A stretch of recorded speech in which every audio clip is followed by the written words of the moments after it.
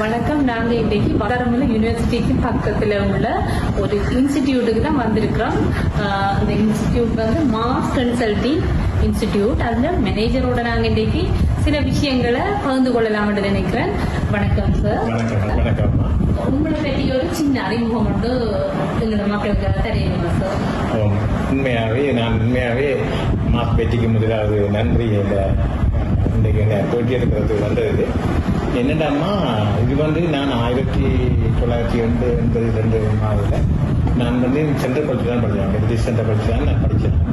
அங்கே படித்து நான் தான் முதலாவதாக மட்டக்களப்பு மாவட்டத்திலே விமானப்படைக்கு, அதாவது ஏர்ஃபோர்ஸுக்கு இங்கே தான் தெரிவு செய்யப்பட்டார். அங்கிருந்து வந்து இந்த வாழ்க்கை வரலாறு ஆரம்பித்து அதிலிருந்து நான் இந்த ஏர்போர்ட் அண்ட் ஏவியேஷனுக்கு ஒரு இன்ஜினியராக ஜாயின் பண்ணேன். ஏர்ஃபோர்ஸ்லேருந்து ஏர்போர்ட் அண்ட் ஏவியேஷனுக்கு பிறகு இந்த வாழ்க்கை ஏவியேஷனில் நிறைய நடந்து கொண்டிருந்தது.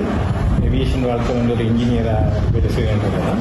என் ரிட்டையர்மெண்ட் கிட்டும் போது நான் நினைச்சதுதான், நான் பிறந்த மண்ணுக்கு என்ன செய்திருக்கணும்னு சொல்லி நான் நினைச்சேன். அப்போ நான் பிறந்த மண்ணுக்கு என்ன செய்யலாம் என்று நினைக்கக்குள்ளதான் எந்த சகலம் பின்னுக்கு போட்டுள்ள பார்ப்பீங்க. அந்த எந்த சகலம் வந்து மாஸ் கன்சல்டிங் என்று ஒரு 15 years நடந்து கொண்டு வர நிகழ்வு. அது வந்து எங்களோட மெயின் இது என்னன்னு சொன்னால், நாங்கள் முதல்ல யூகே தான் செய்தோம். அதுக்கப்புறம் கனடா, ஆஸ்திரேலியா அப்படி செய்து கொண்டு வர நேரம் இந்த எல்லாருமே யூகே கனடா. அப்போ இது வந்து ஒரு கேலிக்குரிய இதுகளாக போய்கொண்டிருந்தது. மற்றது அதுக்குள்ளேயும் ஃபேக்கா நாட்கள் நிறைய இதுக்குள்ள பூந்துட்டாங்க. அதனால எங்க தமிழ் மக்கள் நிறைய பேர் காசை கொடுத்து ஏமாந்து அவங்களுக்கு இயலாத ஒரு கட்டம் வந்து நிறைய பேர் வாழ்க்கையில நான் சந்திச்சேன். முதலாவது அவங்க வந்து தங்களோட சொந்த வீட்டையை வைத்து கூலி வீட்டில் இருக்கிற அளவுக்கு வந்துட்டாங்கன்னு சொல்லி இதெல்லாம் நான் மட்டக்களப்பில் வந்து பார்த்த பிறகு நான் ஒரு கன்சல்டன்ட் தானே. அப்போ எனக்கு மட்டக்களப்பில் ஒரு ஆஃபீஸ் துறக்கையிலாக ஒரு தமிழ் மக்களுக்கு ஒரு சேவைக்காக செய்யலாம்ன்றது. மற்றது வந்து எங்களோட கனடா மோகமோ யூகே மோகம் எல்லாம் ஒரு யூகேல இருக்கிற ஆப்பிள் நினைச்சு பார்க்கணும். 2 பிள்ளைகள் இருக்காங்க, கனடாவில் இருக்கிறாங்க. அப்ப அவங்களெல்லாம் சொல்றது, இதெல்லாம் யூகே வாழ்க்கை நீங்க நினைக்கிற மாதிரியான வாழ்க்கை அல்ல. கனடா வாழ்க்கை ஒரு மன வாழ்க்கையும் நாங்க வந்து டொலரை நாங்க மதத்துல இருந்த ஆயுதம் இல்லை, கல்யாணம் கஷ்டப்பட்டு குடியிருக்குள்ளதான் நாங்க போய் செய்யறோம் வேலைகள். ஆனா இங்க இருக்கிற மக்கள் வந்து நினைக்கிறாங்க நாங்க பெரிய கோடீஸ்வரர், எங்களுக்கு எல்லாம் உதவி செய்யலாத இவங்களான்னு நினைக்கிறாங்க. ஆகவே இதெல்லாம் இந்த வளர்ந்த நாடுகள்ல ஜப்பான், கொரியா போன்ற நாடுகளுக்கு நிறைய பேர் செய்யலாமே என்ற ஐடியாஸ் வந்து அவங்க தான் கொடுத்தாங்க. என்னோட மச்சான் கன்சல்டன்ட் மென்ட்ரோயும் இதை பற்றி ஒருக்கா 2 பேரும் தீர்க்கமாக பார்த்து, அப்போ அன்று ஒரு 5 வருடத்துக்கு முதல் ஜப்பானுக்கு அனுப்ப வழிகிட்டோம்.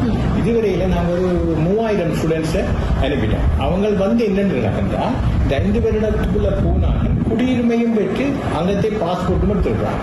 3000 ஸ்டூடெண்ட்ஸ் முழு வேட்டைக்குள்ள உள்ளவங்களுக்கு ஒரு பிரான்ச், சேர்ந்து 3000 மாணவர்களை இதுவரை ஜப்பானுக்கு மட்டும். இது உண்மைக்கு ஒரு வரவேற்கத்தக்க ஒரு விஷயம். நான் ஜப்பானுக்கு போய் வந்திருக்கிறேன் ஒரு 1 yearக்கு முன்னுக்கு. ஜப்பான் மொழி எங்க படிக்கிறேன்னு சொல்லியே எனக்கு தெரியல. நானும் ஆன்லைன்ல சிங்கிள் ஆக்களை கூட நானும் படிச்சது. இப்ப நான் இந்த ரோடால வரக்குள்ளதான் இதை பார்த்து உங்கள்கிட்ட கட்டாயம் வந்து இதை கேட்கணும் பண்றதுக்காக நான் இந்த இடத்த வந்தேன். நான் அப்பதான் தெரியுது நீங்க இங்க இப்ப கனகாலமா இந்த சேவையை செய்துட்டு இருக்கிறீங்க. ஆனா இந்த மக்களுக்கு இது போய் சேருது. அதுக்காக தான் நான் அன்றைக்கும் கூட கட்டாயம் ஒரு சின்ன ஒரு வீடியோ எடுத்து இதை போடுவோம்னு சொல்லிதான் நான் கேட்கிறேன். நீங்க சொல்ல வேணும் சார், இது வந்து நீங்க இப்ப செய்த எத்தனையாவது பேட்ச் நீங்க இப்ப செய்துட்டு இருக்கீங்க? ஒரு 4வது பேட்ச் தான் இதுல இங்க மெடிக்கலோட செய்திருக்கிறோம். இதுல வந்து 59வது பேட்ச் நிகம்ல வவுனியாவில் நாங்க ரீசெண்டா தந்திருந்தது 2வது பேட்ச் போய்கொண்டிருக்கோம். இதுல வந்து நிறைய ஜப்பான் தமிழ் மொழியில படிப்பிக்கிறார்கள் குறைவு. சீனியர்ஸ்ல நாங்க தமிழ் மொழி மூலம் N5, N4, N3, N1 வரைக்கும் படிப்பிக்கிறோம். அதாவது இங்கே திறமையான தரணிகரன் சேர்ந்த ஒரு ஆள் இருப்பார். அவர் வந்து ஏற்கனவே N3, N2 வரைக்கும் முடிச்சவர். எங்களுக்கு வந்து ஸ்டூடெண்ட்ஸா போறோம்னு சொன்னா N5 முடிச்சா போதும். SSW விசா, அதாவது தொழில் விசாக்கு போறோம்னு சொன்னா N5ம் N2ம் முடிச்சா போதும். இது ஒரு ஸ்கில்லும் பிடிக்கும். இந்த 3க்குமே மிஸ்டர் தரணிகரனும் மிஸ்டர் இன்னும் ஒரு சேர்ந்து அவரும் படிப்பிச்சு கொண்டிருக்கிறார். அதாவது ஒரு ஈரோப்ப போற யூகேக்குள்ள நாங்க போறோம்னு சொன்னா சாதாரணமாக 50 லட்சத்துக்கும் 60 லட்சத்துக்கும் மேல வேணும். ஷோமணி வந்து 2.5 கோடி 2 கோடி காட்டணும், 1.5 கோடிக்கும் மேல காட்டணும். ஆனா இங்க வந்து ஷோமணியும் நாங்க தான் காட்டுறோம்.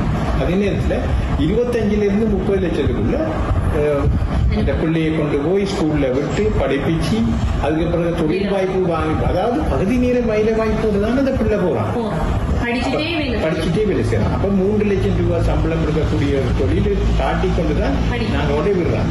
விட்டு அந்த ஸ்கூல்ல படிச்ச பிறகு அந்த ஸ்கூல்ல மொழி, அதாவது இங்க N5 முடிச்சா அங்க N4 போய் முடிச்சிட்டு அதுக்கு பிறகு ப்ரொஃபஷனலாக அவர் என்ன விரும்புறாரோ, என்ன கல்வியை விரும்புறாரோ அப்ப அந்த கல்வி, அப்ப மொழி தெரிஞ்சா, நீங்க ஜப்பான்ல போயிருக்கிறீங்கன்னு சொன்னீங்க, மொழி தெரிஞ்சா நாட்டுல எங்களுக்குரிய வரவேற்பு கூட இருக்கும். அந்த வகையில வேலை வாய்ப்புகளும் மொழி தெரியாத ஆட்களுக்கு இருக்கிற வேலைக்கும் மொழி தெரிஞ்சு போற ஆட்கள வேலையும் வித்தியாசம் இருக்குது. நீங்க சொல்ற மாதிரி ஒரு ஆசிரியரா கூடி வரலாம் அந்த ஜப்பான் நாட்டுல மொழி தெரிஞ்சிருங்க. அப்ப எங்களுக்கு ஒரு பொங்கல் விழா ஒன்று செய்திருந்த நேரம் தமிழ் மக்கள்கிட்ட இல்ல, பாரம்பரிய விழா கொண்டாடுறது கூடி அங்க ஒரு ஃபேமிலி இல்ல. அப்ப எங்களை அழைச்சிருந்தவங்க அந்த நேரம் தான் நான் யோசிக்கிறேன், ஜப்பான்ல வந்து தமிழாக்களோட வீதம் குறைவு. அப்ப நீங்க இப்படி ஒரு சேவையை செய்யறது இனி வார காலத்துல, எதிர்காலத்துல வந்து நிறைய தமிழர்கள் வந்து கொரியா, ஜப்பான் போன்ற நாடுகள்ல குடியேற வீதம் அதிகரிக்கும் என்று நான் நினைக்கிறேன். நிச்சயம் உங்களோட இந்த தொழில் எதிர்காலத்திலேயே நிறைய கோல் வச்சிருப்பீங்க, என்னென்ன செய்வாங்க, அப்படியான விஷயங்கள் இருந்தா சொல்லுங்க சார். கோல் வந்து தமிழ் மூலமாக, அதாவது இங்க இருக்கிற முதலாவது நாங்கள் செய்த முதலாவது எங்களோட மாஸ் கன்சல்டிங்ல இருக்கிற முதலாவது நன்மை என்னடா, பியூட்டி என்ன, சாதாரணமாக ஜப்பானுக்கு போறேன்னு சொன்னா முதலாவது ஸ்டூடெண்டா போற ஆளுக்கு கேட்கறீங்களா இல்ல தொழிலுக்கு போற ஆளு? தொழிலுக்கு போற ஆட்கள் வெளிநாட்டு வேலை வாய்ப்பு பணியகத்துக்கூடாதான் போறது. வெளிநாட்டு வேலை வாய்ப்பு பணியகத்துக்கூடாக நாங்க பதியப்பட்டது. வெளிநாட்டு வேலை வாய்ப்பு பதியத்துக்கு எங்களுக்கு லைசன்ஸ் இருக்கு. எல்லாரும் வெளிநாட்டு வேலை வாய்ப்பு பணியகத்துக்கூடாக அனுப்பலாது. நாங்க ஒரு பதியப்பட்ட ஒரு நிறுவனம். அதே நேரத்தில் தொழில் அமைச்சு கூட, அதாவது தொழில் அமைச்சு அங்கால் பக்கம் இருக்க உயர்கல்வி அமைச்சு கூடாகவும் நாங்க பதியப்பட்டார்கள். ஆகவே உயர்கல்வி அமைச்சு கூடாக பதியப்பட்ட ஒரு ஆக்களுக்கு நிறுவனத்துக்கு தான் ஒரு பிள்ளையை ஸ்டூடெண்ட் அனுப்பணும். நானும் ஒரு வீடியோ வந்த மாதிரி தான் நீங்க இது கூட சமைக்க வேண்டி கிடைச்சது. நிறைய விஷயங்கள் எங்களோட பகிர்ந்துருக்கிறீங்க. அதே நேரம் இது நிறைய மக்களுக்கு போய் சேரும். அதுக்கு பிறகு எங்களோட மக்கள் உங்கள்கிட்ட வந்து பிள்ளைகள் வந்து படிக்கிற வீதம் அதிகமாக இருக்கும். அதே நேரம் தமிழ் மொழியோட பிள்ளைகள் லாங்குவேஜ் ஸ்கில்லோட போய் கொரியா, ஜப்பான் போன்ற நாடுகள்லையும் படிக்கக்கூடிய வசதி வாய்ப்பை ஏற்படுத்தி தந்ததுக்கு பெரிய ஒரு நன்றி உங்களுக்கு சொல்லி சார். நான் இந்த காணொலியை இதோட மீடியா எல்லாரையும் தேடி வராது, மீடியா தேடி வரும். நானும் உங்களுக்கு நன்றி சொல்ல கடமைப்பட்டிருக்கேன். ஆகவே இன்னும் எங்களோட தமிழ் மக்களுக்கு, முஸ்லீம் தமிழ் பேசும் மக்களுக்கு, தமிழ் மக்கள் குறிப்பிடாமல் தமிழ் பேசும் எங்களை 2 பெரும்பான்மையினத்தை விட நாங்கள் சிறுபான்மையினர் 2 பேர் இருக்கோம். அது முஸ்லீமும் தமிழ்.